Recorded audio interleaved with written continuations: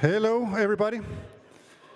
Hope you all had a great lunch and are now ready to hear some amazing input. I think we will even get the chance to get ideas for some good habits. With me here on stage is Eleftheria Batsou. Yes. Yes, and she's community manager at Hashnose and educational content producer. Please welcome. Thank you. Hi. Hello, everyone. How are you? I hope lunch was good, right? So, thank you for coming in my session. We will talk about habits and how habits can make you a better developer. So this talk is not about Umbraco. You're not going to see a single line of code, but I think it's a nice warm-up after lunch. We can get started technical, slow. We are going to talk about habits, why are they important, how we can form habits, and how they can be connected with everything that we want in life. Is that developing? Is that something different? What are goals? What are systems? And in the end, we will have a quick recap and some quick tips. Now, before we begin, my name is Eleftheria. I am coming from Greece. I am a community manager at Hashnode.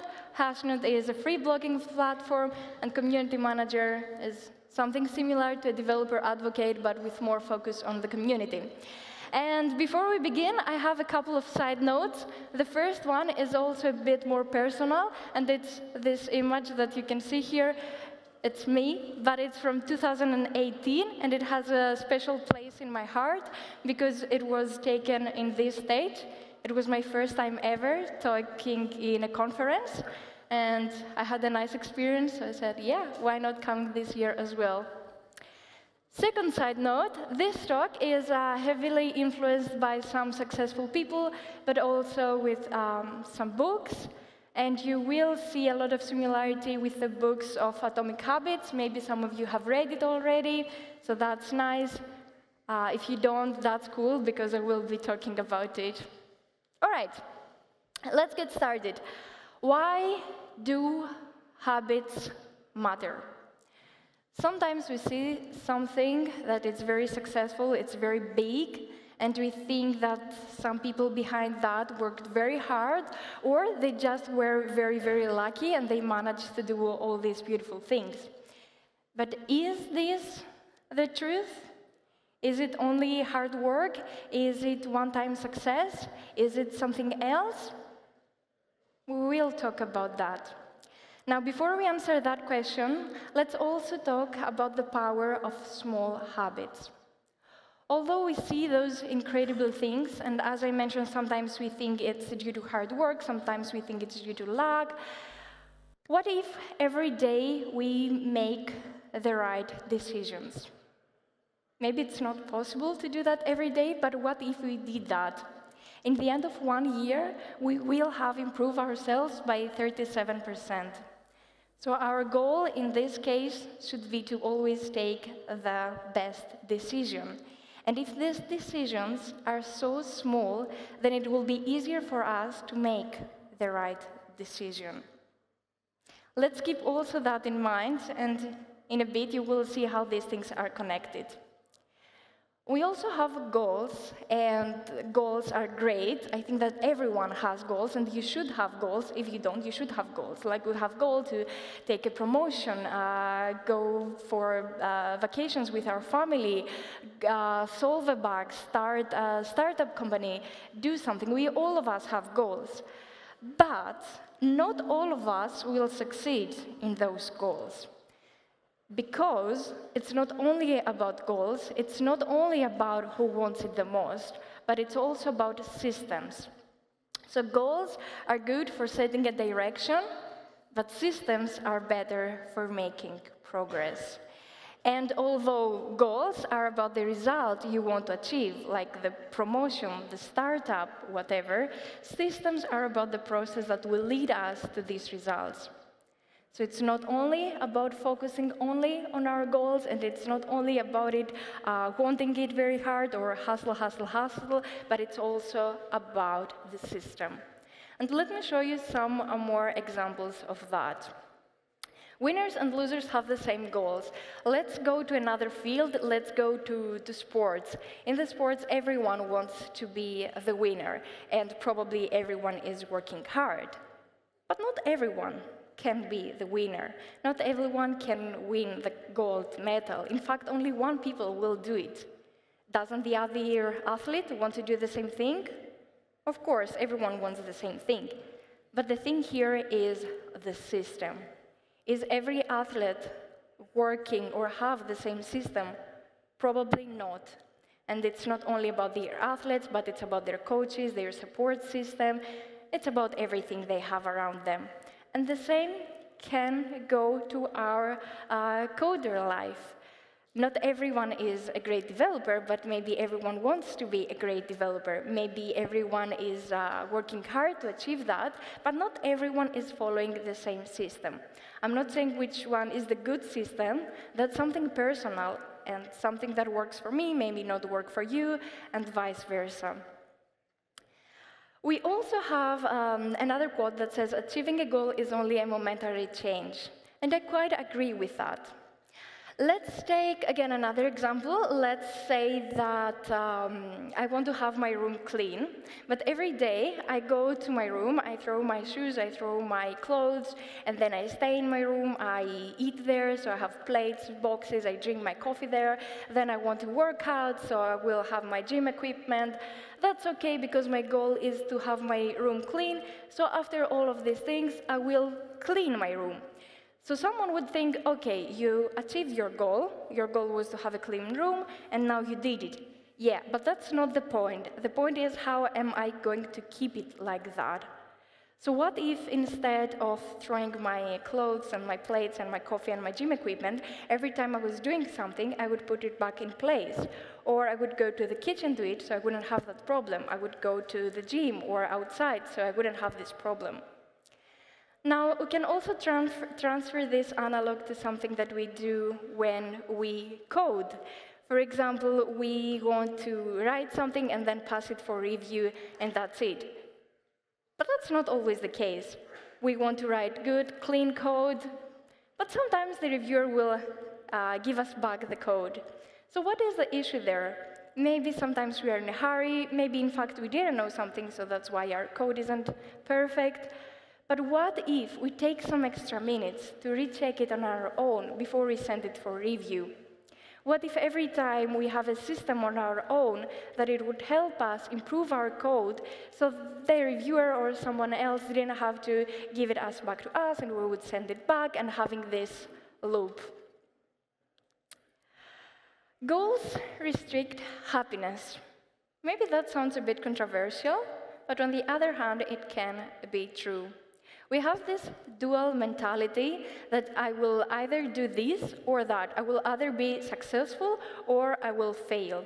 And we can have a lot of examples in real life with this duality. Sometimes we will achieve a goal, but if my friend doesn't succeed it, will he be a failure? I don't think so. Things happen. For example, you have to code a big project, a big application, but all of a sudden, and you have like a deadline of 1 week, but all of a sudden you get COVID, so you can't code, you just stay in bed. Does this mean you are a failure? Of course no. There are some things in life that we cannot control, and this goes everywhere.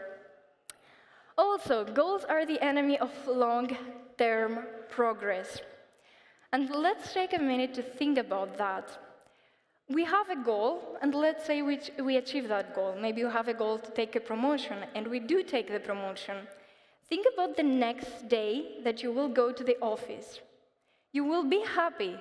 Okay, but will you try as hard as you did before getting the promotion? Let's be honest, probably not.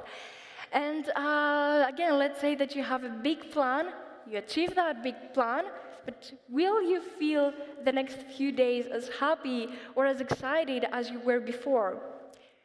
No, you won't. And it's not only me saying that. There are a lot of researches that shows us these things, and we will talk in a bit about that as well. So, Why and how can we create successful habits? We will focus a little bit on that, because I think that if we have the system, then we can create better goals, and we can achieve those goals, and we can keep those goals.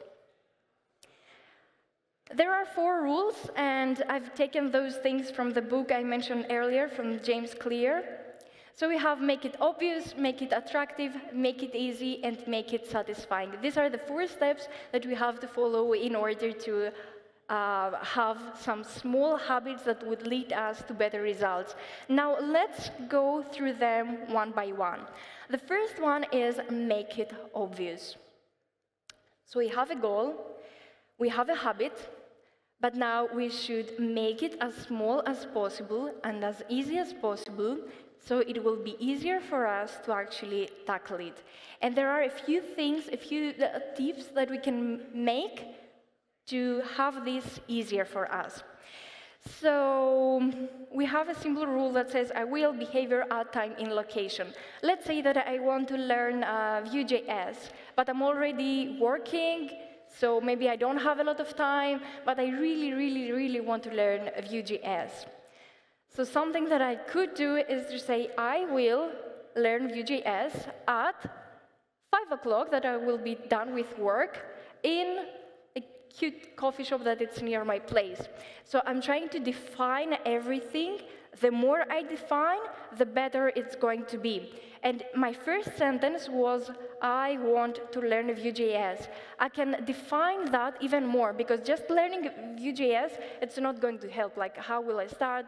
Will I watch a tutorial? Will I build a project? I have to go back and define it even more. Maybe I can say, I will watch this tutorial for 10 minutes, and after that, I can do a project with the things that I learned from the tutorial.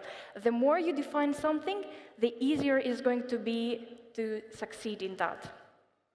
Also, something else is habit stacking, which is something similar that I mentioned before. We will follow the same rule. After current habit, I will new habits. So my current habit maybe is going to work and be back at 5 o'clock. So after work is done, I will start learning. Maybe you can't do that, maybe you want a break, maybe you want to do the gym. That's just a personal example. And again, most of the things that I will mention here are personal examples, but of course, you do you. Something else that we have is the environmental cues. Let's again start with some examples. You should always have in mind that there will be the environmental cues. Maybe you said that, okay, this week I am not going to drink any alcohol because I was drinking too much the previous weeks. But then someone invites you to a party, and you see other people around you that they are drinking. Maybe there are free drinks. So it's logical that you will want to drink, and most probably you will. This is the environmental cues. Maybe you're going to the cinema and you see all the people around you eating popcorn. Maybe you will smell the popcorn, so it's more likely for you to eat popcorns. Maybe you don't even want them, but these are the environmental cues, and you should be aware of these things. Now let's see it from the other way around. Let's say that you want to learn how to code. Maybe you don't know and you want to start right now. If you have friends that are already developers, it's more likely that you will do a good job and you will succeed. If you want to have a startup company and you have friends or people around you or in your community that they have started and they have a startup company, it's more likely that you will succeed on that. So always keep it in mind. Now, let's see a little bit the opposite. We talked about make it obvious, but let's see the opposite. Make it invisible. And some practical examples here as well. I know a lot of people, including myself, have a thing that when they are working, they have their phone near them and it will distract them. I know I am one of those people, and I'm pretty sure that some of you are as well. Okay, something easy that we can do is to have our phone in another room, maybe in a silent mode, maybe in an airplane mode, and trust me, it works. I've done that for myself. So I'm working from home, and I have my laptop in front of me, and I always used to keep my phone on the left side. So the first time that I did this experiment, I was like that, like writing, coding, whatever, and then I was doing that to check my phone. And then my phone wasn't there. I would move my hand a little bit. I wouldn't see the phone. So then I would actually look, is my phone there? My phone wasn't there. And did I walk up to take my phone? No, I never did that. I would say, okay, my phone isn't there, so I would go back to work. And the same goes for social media. I don't know if you check them a lot, but I do check them a lot. And something that helped me, and I would suggest you also to do if you are in this category, remove the apps from your phone, and if you are in your laptop, computer, whatever, just log out, erase the password, so the next time that you're going to get in, it will take you more time. Maybe you have forgot your password, and I'm pretty sure that you're not going to log in every service. Like you log out from Facebook, log out from Twitter, from YouTube. I'm pretty sure that you're not going to log in everything. It works. And last but not least, we have also an example with video games. I don't belong in this category, but I have a lot of friends who do belong here, and they say that they spend too much time in video games. Or, for me, it's Netflix. Something that we can do in this case is set a time frame, like I will watch or I will play for 20 minutes, 30 minutes, and then I will unplug it. And if it's a device, like a PlayStation, I will move it maybe to a closet or something that it won't be visible, and I will need more steps to actually plug it back, sit back, and start playing. It sounds something really small, but it works really, really well. And if you try any of those things and any of these techniques and you think that these are helpful, please let me know. It will be a nice feedback for me. Okay, let's go to the second step, which is make it attractive. Here, we will talk a bit about the dopamine. We have a spike in our dopamine every time that we are doing something that we feel it's nice, it's attractive, it excites us, and that can be like it's something personal, but again, actually, let's see some example. You will see it better. We have some gambling addicts.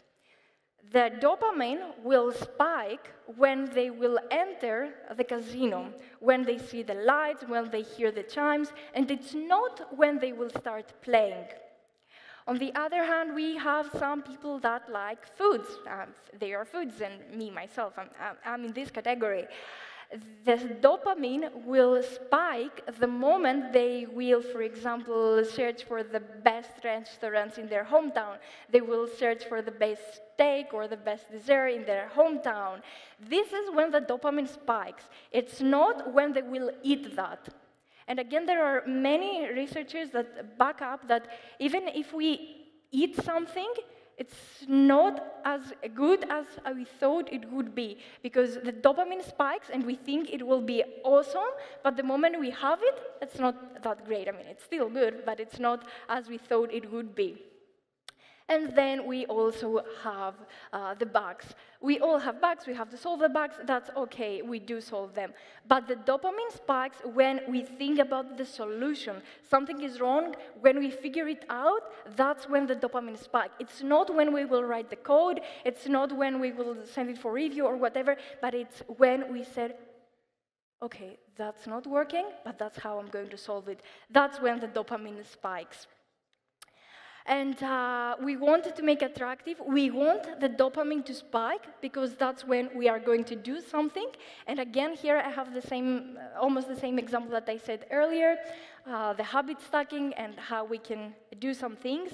In this case, I have after the current habit, I will the habit that I need to do, and after that, the habit that I want to.